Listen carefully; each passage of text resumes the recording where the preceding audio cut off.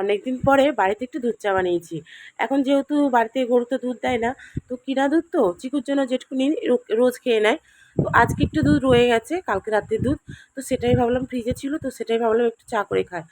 জানো তো দুধ চা খেতে কিন্তু ভালোই লাগে। তো তারপরে চলে আসলো ডিম আর পাউরুটি। আজকে ভাবছি একটু ডিম টোস্ট করবো।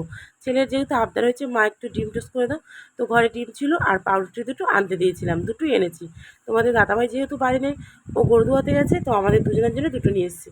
আর যদি চলেও আসে এর মধ্যে থেকেই খাওয়া হয়ে যাবে। বলে না যদি হয় সুজন তেঁতুল পাতায় নজন। তো চলো, আমি রুটি দুটো থালায় ঢেলে নিয়েছি, এবার এই দুটোকে ছুরি নিয়ে পিস পিস করে দুটো কেটে নেবো। তো চলো, আমি ছুরিটা সুন্দর করে মুছে নিয়েছি, রুটি দুটো পিস করে দিই, দুটো রুটি দুটো পিস করব। তো তারপরে এই দেখো আমার পিস করা হয়ে গেছে। তো চলো এবার আমি একটু ঝটঝট করে পেঁয়াজটা কুচিয়ে নিই। কাঁচা লঙ্কা দেবো না, যেহেতু ছেলে খাবে কাঁচা লঙ্কা দেবো না, পেঁয়াজটাই দেবো। পেঁয়াজটা নুন আর একটু হলুদ দিয়ে সুন্দর করে চটকে নিই, তারপর ডিমটা দিয়ে দিয়েছি। ডিমটা দেওয়া হয়ে গেছে, বড়াটা খুব সুন্দর হয়ে গেছে।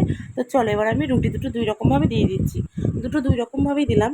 এবার আমি একটু এটাকে উল্টে দেবো। আর জানো তো, আমি যখন রুটিটা নিয়েছিলাম তখন কিন্তু আমি তাওয়াতে সেঁকে নিয়েছিলাম, মানে কড়াই সেঁকে নিয়েছিলাম। তো তার জন্য খেতে কিন্তু আরও ভালো বেশি হয়েছিল। তো চলো, আমার এদিকে পুরো কমপ্লিট হয়ে গেছে। তো এরকমভাবে আরেকটাও ভেজে নেবো। তো চলো আমি ভাজতে থাকি, আর তোমরা দিকে কী করতে থাকে, চ্যানেলটা সাবস্ক্রাইব করতে থাকো। তো চলো আমি এদিকে ভেজে নিই।